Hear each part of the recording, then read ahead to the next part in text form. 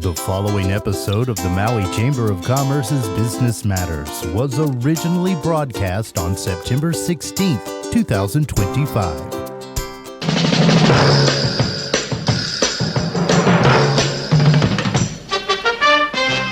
Welcome to Business Matters, brought to you by the Maui Chamber of Commerce. And now here's your host, the president of the Maui Chamber of Commerce, Pam Tumpop. Good morning, Pam. How are you today?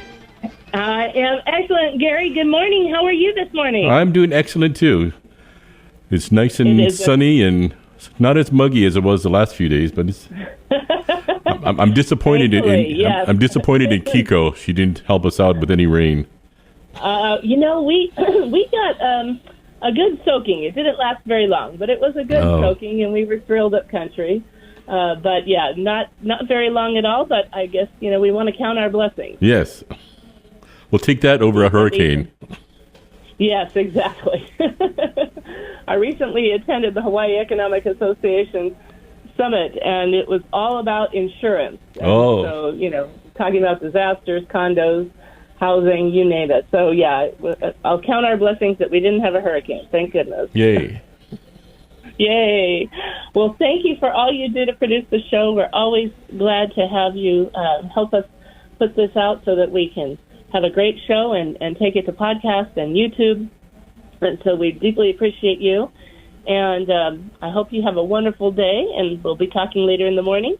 And I just also want to say to all of you who are listening in, this is going to be a fantastic show this morning. We are going to welcome State Representative Tyson Miyake back. He represents District 10 to share about some of the exciting activities he's been involved with lately. One of them deals with something called speed, and we'll talk to you about how that can help transform different permitting and other issues in Hawaii that deeply affect businesses and our progress.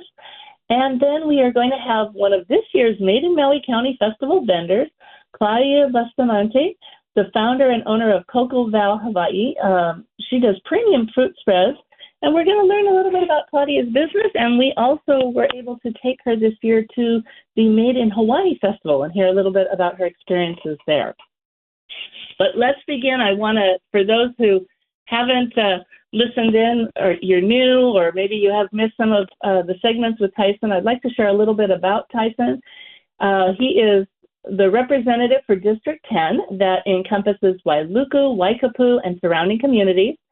Representative Miyake has previously served as the Chief of Staff under former Maui Mayor Mike Victorino, an alumnus of the University of Hawaii of Nevada, Las Vegas. He holds a Bachelor of Science in Business Management and Business Law.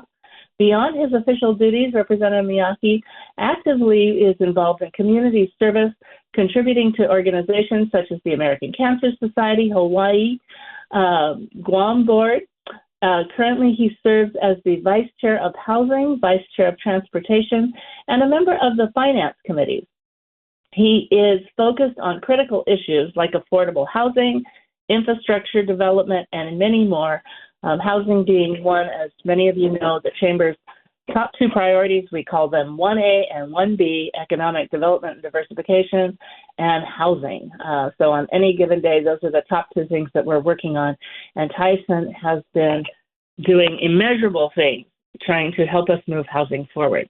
But before we get into housing and the new speed committee, I would love to ask you, Tyson, I know that you were at the inaugural Kapeva Youth Summit at the University of Hawaii Maui College that you attended on Friday.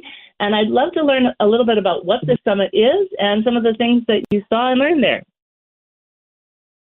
Thank you, Pam. Good morning, everybody. Happy Tuesday. Happy Tuesday. Yes, at Kapeva Youth Summit this past Friday at UHMC, it was really, really inspiring. What made it so special was it's student-led and student-organized. So the adults were just there. I was there as a panelist, but there were over 240 high school students representing almost every school in Maui Nui, including Hana, Molokai, Lanai, all present. The topics and breakout sessions, like I said, were led by the students, picked from the students that came straight from a survey that they conducted online. Great. These student interns from Maui Nui Hui attend Baldwin High School, Maui High School, and Kamehameha School. But they put it on. So these are high school, early college age students that get real access to industry, statewide and county leaders, hands-on experience so they can, meet qualifications to obtain a good job. I think that's awesome. What were some of the key, so it sounds like a lot was spent on learning about, talking about industries and maybe the direction of our community. What were some of the top things they were most interested in? What really stood out to me was how energized the students were about issues that affect all of us, from housing to education to the environment. If they get educated on the mainland, if, they get the opportunity to come back home and really, their concerns about, being able to come back home after they get educated and afford to live here in Hawaii. So those are things that resonated to me. But I will tell you, Pam, it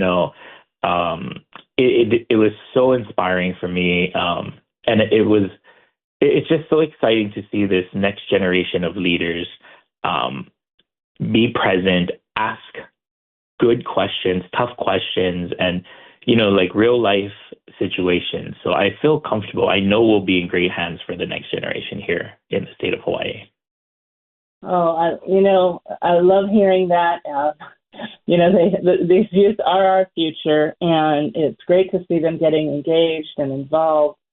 And I just like hearing that they're wanting to know about the issues, which means they'll learn more. And that's really what we want to see a lot of people do is fully understand some of the issues that we're dealing with and the tough choices on these issues and make really good decisions. So it's great that they're engaged in this. Love hearing that the University of Hawaii Maui College hosted, them, and that they were able to do this great program there. So I look forward to learning more. Are they going to? Do you know if they're going to have like a summit report that'll be out? I'm not sure. I'll follow up and I can share with you if there is one. Yeah, thank you. I would really be interested in seeing that. So that would be awesome. Well, I also want to talk about, and this is near and dear to your heart and certainly ours as well. And, I appreciated all of your great input at this. We had what's called the SEED, the first sort of SEED. It's not really a summit. It's actually a task force, and the first meeting of the task force on simplifying permitting. SPEED stands for Simplifying Permitting for Enhanced Economic Development. And it's really amazing. We're going to talk about what their goals are, what are the challenges, and what they're starting with, because what they're starting with in housing is exactly what we've been calling for a very long time. So tell me, Tyson, tell us a little bit about the goals and, the key topics that we covered last week, and, what you see are some of the challenges being faced by each county, because we got great briefings on permitting from each of the counties. Yeah. So the goal is to find areas, where we as a state can improve and become more efficient. So projects, especially around housing and infrastructure, can move forward in a timely manner and, get built, because many of the challenges, as you know, around housing and infrastructure are the delays with permitting. So, yeah. And we all know that delays add costs and it impacts everyone. So many of the counties are experiencing staffing issues. When it comes to Maui County, it's no different. Even when my time was there in the county, there were staffing challenges within all the various departments. But for Maui County, Director Molina from Public Works did mention in his report that staffing challenges is still president for DSA. But I do want to commend him and Public Works, though, because they do keep moving permits even while facing staffing shortages. And, they're committed to this work and, getting projects moving for our communities. They are doing a good job. And it was interesting to see, well, one, all of the counties now have some level of, new technology and tracking programs. And it was interesting to have them all present together and see what each county was doing well, and some of the highlights. Some of the counties were doing extraordinarily well in terms of permitting times. Others were lagging behind a little bit, but to learn about that and some of the interactions that they have with other vendors or with other agencies to help keep things moving forward. Was there anybody that stood out for you? I know one of the challenges that just seeing all the different reports and presentations is it seems like each county is siloed with their permitting systems, right? They all have different permitting systems. So if you're a home builder and you are building a project on Kauai or Maui County, for example, that's two separate permitting systems, right? So you would have to hire someone to understand both the Maui County map system. Maui County uses the map system, automated permitting and planning system, I believe it's called. And then Kauai has another system, and they don't jive.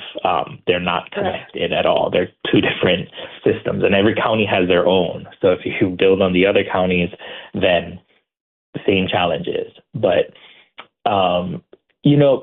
Kauai stood out. You can tell that their the director there, Director Hall, is willing to help out as best as he can. I believe it was Kauai who said they would even take a paper drawing just to help of a simple layout.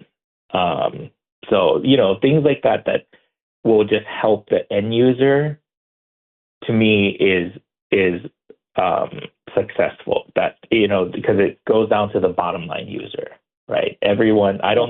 Not everyone in our county will build more than one house. So to make their one experience successful and stress-free is important to me. Yeah, absolutely. And their one experience on something as important as their home, right? Their biggest asset in their life. Correct. One of the things that I loved as we did actually it turns out we were the first pre-briefing session that Representative Gregor Illigan did to share the speed task force. And one of the things that I love that he said is, yes, this really is about streamlining permitting, looking at interactions. How do we move this forward? The critical need to move this forward as we have a housing crisis statewide. And down the road, they'll be looking at other permits. But right now, they're really focused on housing and building. But he mentioned that a key part of this process really was for the end users, and the end users, as you mentioned, are of course going to be the builders, the contractors, and the people who are dealing with permitting. But it is also really to be transparent for the homeowners and the people whose permits are going through this, or the businesses whose permits are going through this, so they can see what the challenges are because of the financial impacts to them along the way and through the process, so they can make informed decisions. And I thought that was a tremendous asset to the people of Hawaii as well. Oh, absolutely. Absolutely. So given this, I mean, we got to see a bunch of models. One of the things that was really interesting was you were asking excellent questions. What I love that you were always asking was, okay, so what do you need? Tell us, given the hiccups you're facing, what do you need to move forward? And other people were saying, wanting to know about permitting times. It was, asking about times in each county. And I was starting to do a little chart as I was sitting here. I've got a bit of an Excel chart started as I was trying to correlate the data from one county to another. You know, given what we've kind of unearthed, and it was very impressive to me for the first task meeting, I thought, wow, this is one of the most effective task force meetings I've sat in quite a while. How do you see this collaboration going between the state, the counties, and the private sector? And what do you see as being really critical as we're trying to address these permitting issues? You know, that's a great question. Like I mentioned earlier, I felt like after seeing the presentations, each county seemed a little siloed in their respective county. So collaboration will be critical. The state, the counties, the other agencies, the private sector especially, each play an important role in this task force. As you mentioned, the task force is broken down into 3 permitted interaction groups. One is a building permit interaction group. The second one that I'm chairing is the Chapter 6E, or the State Historic Preservation Division permitted interaction group. And then the third is the individual wastewater system.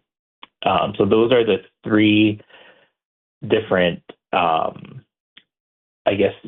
interaction groups that are made from task force members that will specialize in being more specific in those 3 different buckets, if I could say. But going back to your question, you know, when everyone works together, we'll get to identify the bottlenecks, like where the bottlenecks are, and improve the coordination. So reviews can happen more efficiently as the end users can see where their permit is currently at that, et cetera. So I believe the Speed Task Force will bring all these voices together, inclusive of like the county planning directors, public works, state agencies, like I said, SHPD, State Historic Preservation Division. And, you know, we have partners from the construction and housing community as well. And there's members from Maui County as well. Like I mentioned, Morgan Gerdau, architect, as well as Jen Salisbury, small business person. So, you know, all of that, inclusive of the council members from the various counties throughout the state, are on this task force. So it's a great example to show the commitment and the teamwork. And hopefully, you know, we come out with a great end result following all these groups meetings. Yeah, it was really exciting to see. And I'm glad you mentioned our Maui members. And for those who don't know, Jen Salisbury on this task force actually is representing the Small Business Regulatory Review Board. She also happens to serve there, but she is a developer and has built housing and has come up with also very affordable housing units, especially during the wildfires that she was trying to help with too. So we do have great representation. I laughed when I heard these were called the PIGs, PIGS. Of course, we're so used to the TIGs, the Temporary Investigative Group. Remind me what the P stand for? Permitted Interaction Group. Oh, permitted interactions. Okay, because I thought that was funny, and I couldn't remember what the word was, but it's great to see a lot of statewide representation, and also this amazing task force, the Speed Task Force, was created out of a bill that came through the legislature this past session. And we've also got a lot of other key members from the legislature involved in this. Can you share, you know, some of who you feel the key members are that are also, you know, of course, also not just wanting to move these issues forward, but also wanting to make sure, you know, as this came from and has funding from the state legislature to make progress in this area, who are some of the other key members that are participating that will help keep us on track? Yes. So governor's office of the governor is there. Cameron Deptula, he's a special advisor, but we also have executive director from Hawaii Housing Finance and Development Corporation, HHFDC. The chairperson from the Land Use Commission is on. The director from Office of Planning and Sustainable Development is on. Hawaii State Energy Office is present. The Public Utilities Commission economist is present.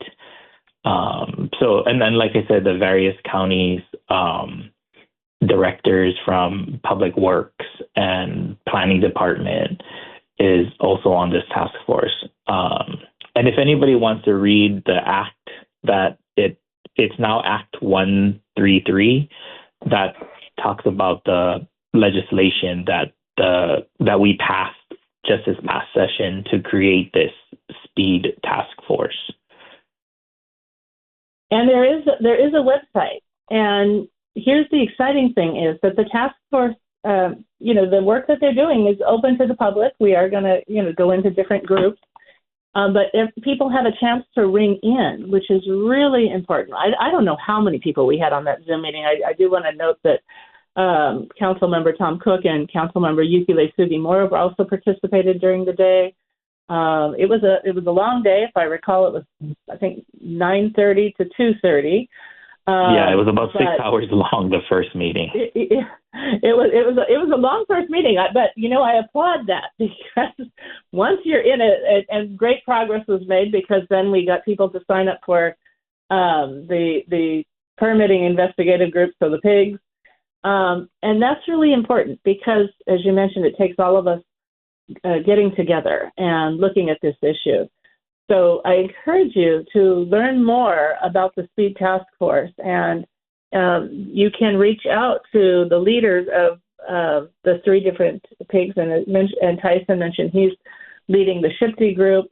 This forum started with building permitting, Shifty interactions, and wastewater. That's their first foray into making a measurable difference. But the legislation is actually broader.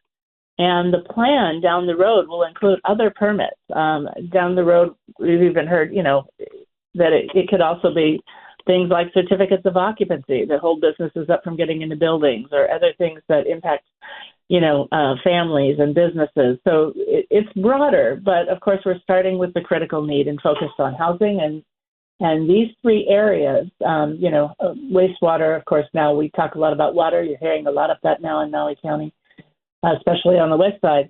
But these are our most critical issues. I think I just found out that Tyson got cut off. So, Gary, can you check back in and get Tyson back on? Okay. Yeah, I just heard that he's off. Oh, I think he's calling back in. Hold on one second here. Okay. So, as we get Tyson back on, we just want to, live radio, folks. It happens. Sometimes it happens to me up in Pukalani. But we're really excited about this because this is a way to really get involved. He mentioned that we've got builders and we've got others who are involved, focused on this from all across the state. And again, when you're talking about land use and planning and sustainable development, the Utilities Commission, right, the Office of the Governor, HHFCC, which helps with financing of projects and getting developments moving forward. It's a big deal. And to see them really focused, for those who were there in person, live, on Oahu, in the task force meeting, lunch was brought in and nobody left. I'm sure there were a few breaks as we transformed from one presentation to another, but it was a really progressive day of work and getting things done and focused on these issues. So it was really exciting to see. Tyson, are you back on? Sorry about that. Oh, yes, I'm so sorry. I got disconnected. No, it's okay. It happens, it happens to all of us from time to time. So I was just talking a little bit more about the meetings and the people who are there and serving as other resource people. And and just really that you guys had lunch brought in. It was, it was a day of this is what we're doing, and we're really going to be doing it. Oh yeah, it was a working lunch too, so no breaks for lunch. You just eat and work at the same time. Yeah. And I said, the only breaks were the technology transitions from one presentation to another. That was it. Yeah. But I will share with you, Pam, I wanted to extend the invitation since we're still talking about speed real quick. But yes. I know the Chamber has great members and network. So, and I value the input from you and the Chamber of Commerce Maui because the task force, like you mentioned, I am in charge of the SHPD 6E permitted interaction group, PIG. So, we're looking for I'm looking for feedback, real world permitting challenges, anything like the business community wants to share to help address the right issues, so I know we can talk offline, but if you wanted to share my email or anyone with valuable input, please reach out and let me know, because we are trying to craft the best, most efficient thing to keep moving Maui County forward. I so appreciate that. And we absolutely are sharing it. We had a group that did our first presentation with Representative Gregor Iligan, just to be briefed, and I know many of them were there and participating again. I could see many of them there. But we do have, through our Construction Industry of Maui and Chamber members, we will absolutely ask them to reach out and connect with you and the other pigs that they feel they can benefit from. We did send in some just brief highlights to the task force on kind of key issues that have come out of our past two summits that, are again, starting in 2017 and 2019, still issues today. But I will refine those as well, Tyson, to get more information specifically on SHPD for you as well. Great. And go into more depth. Yeah. Yeah, no, absolutely. And we'll encourage others. And for all of you listening in, this is your opportunity. If this is an issue that's important to you, if you have interactions with SHPD or the other temporary investigative groups on building permitting or wastewater, Tyson, by any chance, do you know the website off the top of your head? If you go to the Capitol website and you go to special committees, it will be under the Speed Task Force. Great. Okay. So please do that. If this is something that you want to get involved in, if you have particular expertise, this is not, this is very focused. This is not if you're, if you're wanting to say, hey, we support housing. Don't worry, they know. We got it. Everybody understands we've got a housing crisis. So this is not like something that you testify on to come to a county council meeting. There's an example where you just really want to tell everybody how important housing is. This is about very focused discussions on what are the issues with permitting in these areas, with the interactions in these areas. We're looking for people with real expertise to say, here are certain hiccups that I don't understand between this and that. We all are recognizing, again, staffing issues, as Tyson mentioned. And he worked diligently, tell me what you need to solve this problem. He said that over and over again throughout the day. But if you know a very specific, you love that, Tyson. What's it going to, okay, we know this problem. Now tell us how we get off the dime. What do we need? So that was super awesome. But if you have stories, if you can say, look, here's the project. This is where it went wrong. This is how long it took. These were the sticking points. Those are the kinds of interactions that we need. At this junction, this is where the problem started. And the other thing is, it's really important for our legislators as well as our elected officials as well as the staff. When I sometimes help our companies at the Chamber move forward with permitting issues, sometimes they don't know the impact to the homeowners or to the builders. I find that I'm telling stories. They know it's held up, But when I call in and I say, let me explain this particular story, let me tell you how this family is hurting and the delay that this cost is costing them. And of course, we've all heard about the wildfires and longer rents, which mean the more they're paying in rent, they're delayed in using that. They're delayed in getting into their housing, but they're losing money that could go towards their housing. So we're constantly working on telling the stories so that people can understand the impacts and the priority. Now, we heard a lot of them are just really flooded. All of it, they've got huge loads. So, but again, know that Tyson's our champion, fighting to say, we get it. You've got huge loads. Tell us what we need to address it. Tell us how we can help. And so, to know that the state legislature and the speed committee is actively working on all these things is truly amazing. And Tyson, you were one of the top leaders there. Constantly, I mean, there were many great leaders there asking questions, but you were constantly asking questions, trying to say yes, but now how do we move forward? Right, we get it, and we're here to support you. How do we move forward? And I really appreciated that. But I know this is one of many things that you're working on. So tell us a little bit about some of the other things you've got going on, Tyson.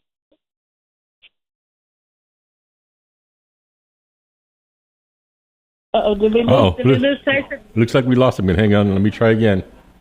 Oh, I'm here. Okay. Can you hear me? Oh, good. Yeah, we lost you for a second, but we got you now. No. Okay. Yeah, so thank you, Pam. This interim, I've been meeting with stakeholders, being more on Maui, which is always great. But I get to attend, community events and functions, and housing continues to be my top priority. So I'm focused on housing legislation for next session, and just, preparing for more housing solutions for the future. Like you mentioned, housing is the issue that most families are concerned about. So trying to make progress there is very critical, and it's very important to me. But I'm working on, transportation, infrastructure, projects as well within our community. So to keep our community safe and have reliable options. Also, I'm on the finance committee. We're doing site visits. We're traveling across the state, checking on status of projects, meeting with county organizations, nonprofit organizations, and just hearing directly from the stakeholders. So, it's important that we're seeing it firsthand. And, we, for the finance, as a finance committee member, we see how much the request is for funding, and then we get to go and physically see the status of these projects. So it's good to see, the full circle in that aspect. It is, and you were just on Maui, and we just had a group of legislators here, it's awesome to see them going and visiting different projects, and really finding out how's the money spent, how do we leverage the investment, those kinds of things. It's fabulous, and I'm really excited that you all are doing that. Is there anything in particular that again, I love that we're in September, recognizing that I know people are working on proposals to gear up for November. I know to help you as you start moving into January and making sure that we're drafting proposals into the session for a January start. But is there anything in particular that you're working on that you would really like to get more feedback on that we can help with? I know last session there was a lot of building permitting challenges, especially around building codes.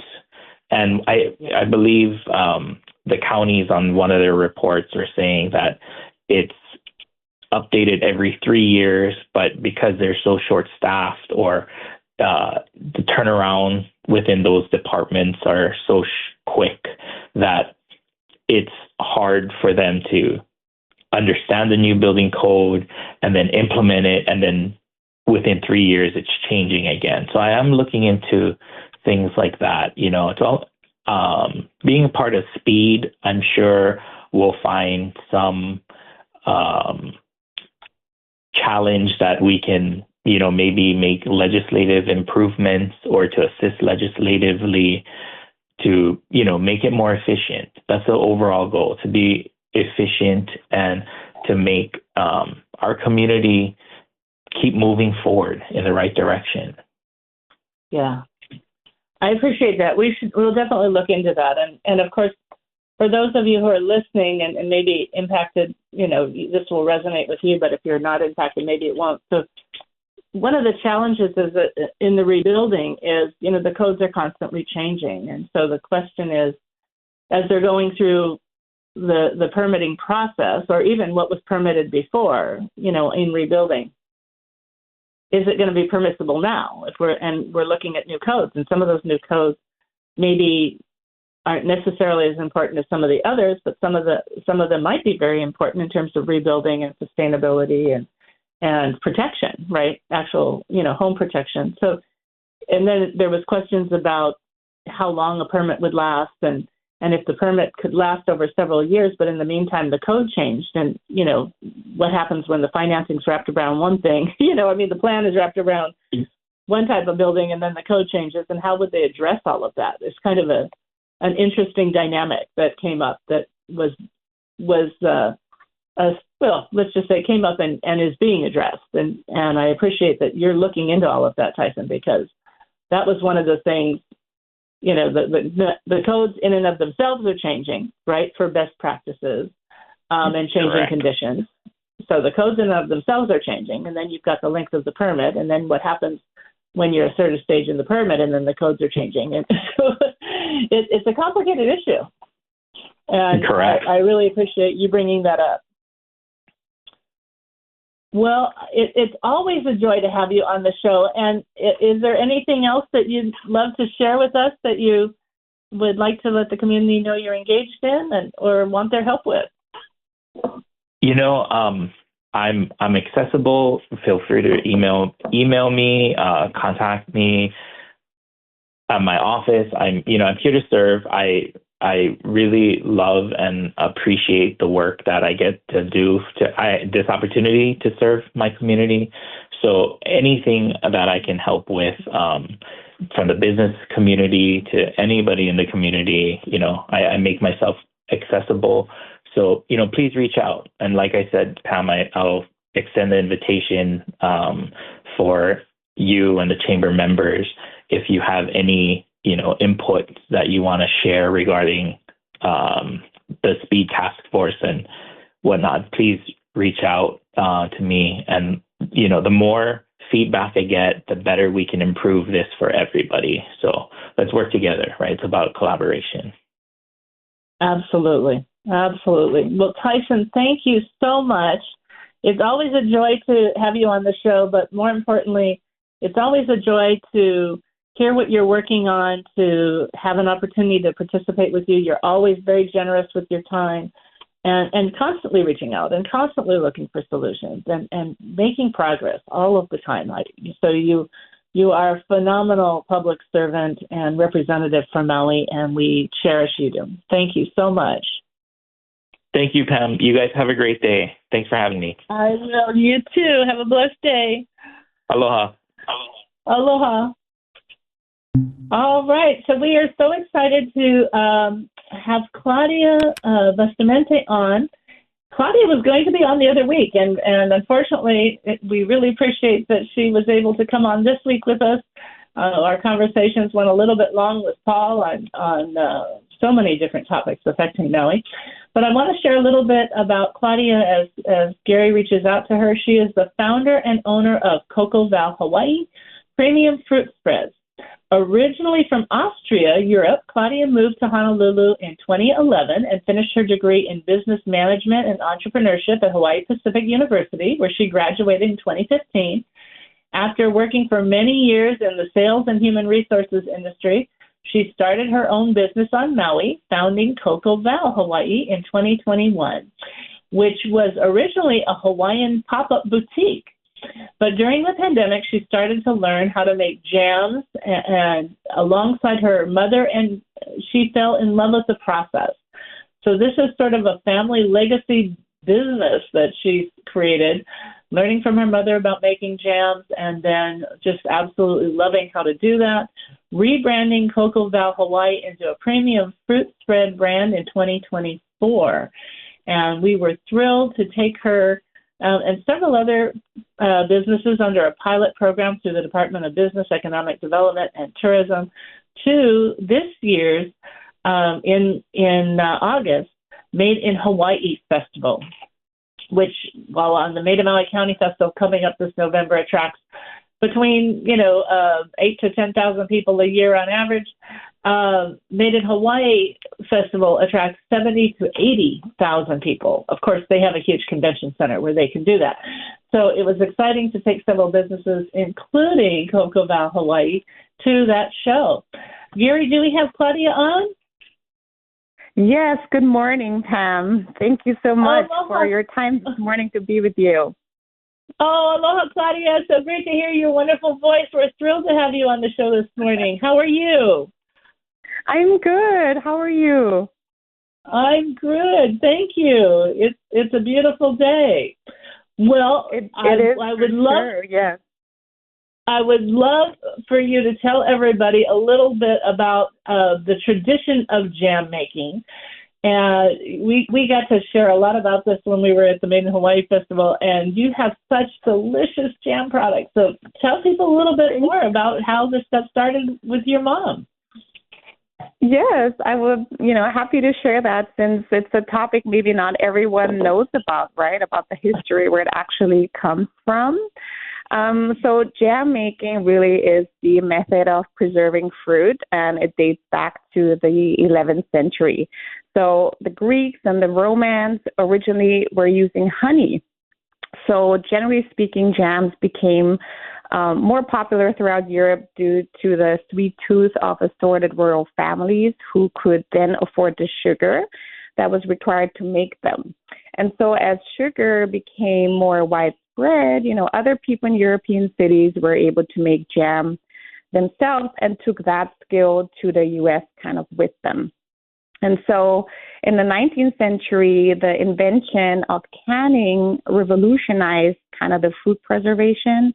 Canning allowed fruits and vegetables to be preserved without using the need for excessive sugar or honey.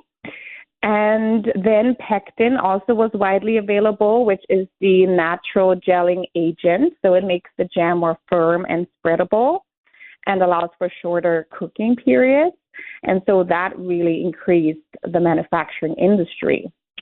And so sugar prices, were soaring in the 1970s. It was very expensive to get sugar. And so jam manufacturing companies began to regularly add high fructose corn syrup to their jams instead of sugar. And, that was particularly unhealthy. And, fairly in the recent past is that people have gone back to sugar and alternative sweeteners, like honey and stevia, using or allowing, for great, an artisan type of homemaking jam movement to arise. And, it's very interesting because, back in the day, you would grow your own veggies and fruits. Maybe you had a piece of land. Then, you'll get the veggies and your fruits from the grocery store in any form, frozen, some fresh, or imported, anywhere in the world. And so kind of people removed themselves from a rural lifestyle, especially larger cities. There was maybe no access to a farmer's market. And so, the trend kind of comes back with, the farmers markets being very popular and, the term farm to table being very popular. And so it's, it's a great time for sure to be in business, I guess, in the jam manufacturing business, because we are experiencing this trend of, seeking locally made items, made with locally clean ingredients. And so, So that's a little bit about the history, and happy to share. I love that. Yeah. I absolutely love that. And I know that for you and for many, of course, the pandemic we had changed a lot of the ways people did things. And Yes. I know that for you, it actually changed your entire concept of business. Can you tell us a little bit about that change? What happened and how you pivoted to continue to move your business forward? Sure. The pandemic, right, had a big influence on everyone in the whole world. It changed really everything, the completely new way of working and living, right? Like we were out of nowhere on Zoom conferences, and we had virtual learning in schools and in colleges, and, you know, people were working from home. And, you know, even for me, it changed a lot since, you know, I was kind of had my first child in 2018 during the pandemic when I kind of started making jams with my mom in my home kitchen. I thought, wow, maybe this could grow into something, you know, bigger. Instead of just a passion, I could grow this in something where I could actually make a business out of it and, you know, have a sustainable business that could, you know, support my family financially. And so when I created this amazing food product, I thought, what if, you know, I can do what I love without having to give, you know, my best hours, let's say, you know, the 40-hour work week that we always have, 8 to 5, right? Being there in person. Yeah. What if I can create kind of my own way of making money with the small business, but, you know, giving my best hours to something I love, in this case, you know, making fruit spreads, right? And still being able to, you know, pick up my children from school at 2:30, right? And so there's something magical about that. And I feel like, you know, after the pandemic, not only me, but a lot of other business owners, you know, were thriving for this new way of living, right? Being able to combine a family life with business and, you know, maybe being even happier than before and, you know, using just new ways of communication, saving time of, you know, commuting maybe to the workplace, right? Working from home and things like that. So, you know, that changed it for me, and that what also is what kept me like motivated to continue and really to establish this brand, because I saw an opportunity there, you know. And of course, living in a smaller community such as it is in Maui County, it is also very helpful, because I feel like coming from a big city, you know, I was born and raised in Vienna, which is has about 2 million people. I feel like I probably wouldn't be able to succeed there. You know, it's a whole different life, and living in a small community where you have access to more resources and, you know, you value relationships. It's just a whole nother level of running a business. And so it's been great so far, you know, and I'm having a lot of fun, which I think is also very important to, you know, to pivot through the bad times sometimes, you know, to the struggles of running a small business. Yeah. Mm-hmm. No, you are a bright star, and I always love your positivity, but also you're very passionate about your fruit spreads. I mean, and they are delicious. So tell everybody just a little bit about the flavors that you offer. Absolutely, yeah. So right now I have 3 tropical flavors, which is I have pineapple. I use the Maui gold pineapple for that, with chunks, by the way. And I also have Hawaiian mango and lilikoi passion fruit, which is kind of like the absolute favorite. And I do use the seeds in it, so it's a little different maybe from a regular lilikoi jam or, you know, lilikoi curd or butter, since it's just the fruit itself. So there's no butter or anything added to it. And again, it has the seeds, which is allows kind of for a crunchy texture.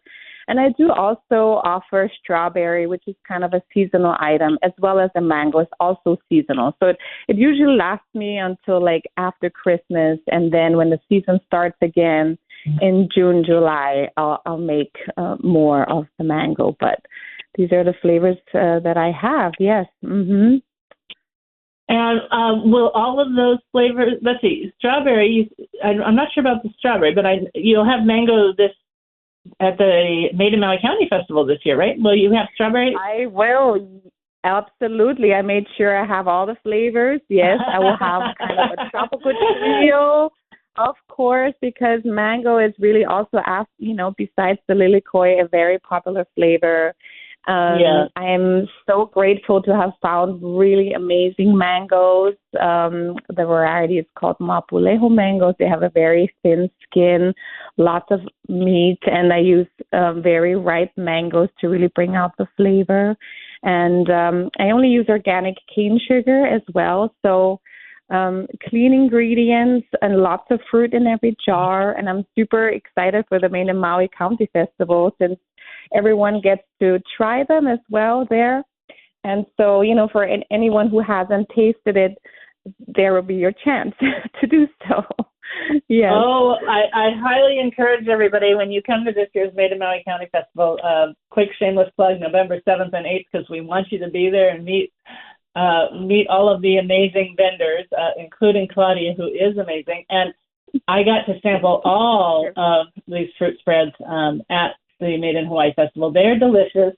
I won't lie. The people who know me always give me lilikoi because they know it's my favorite, but the mango and the pineapple with the chunks in it, off the charts. And we didn't have strawberry at that show, but nice to know that that's a fabulous seasonal product. So you want to come and taste them. They're great. And of course, the show is awesome. Claudia, tell us a little bit. You did talk a little bit about differences in our community, but tell us a little bit in terms of being in business on Maui. How does that set you apart? Well, business on Maui running a business on Maui, I feel like is very special. We all value the, relationships that we make. But in my case, it is amazing to just get connected to so many different people in Maui, such as, customers, business partners, people.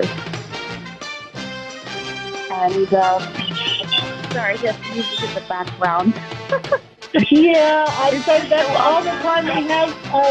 Thank you so much, Claudia, for being on the show, and to all of Thank you very much. We hope you join us at the Made in Maui County Festival this November 7th and 8th. It's going to be a great time. I hope you learned a lot today. Blessings and aloha.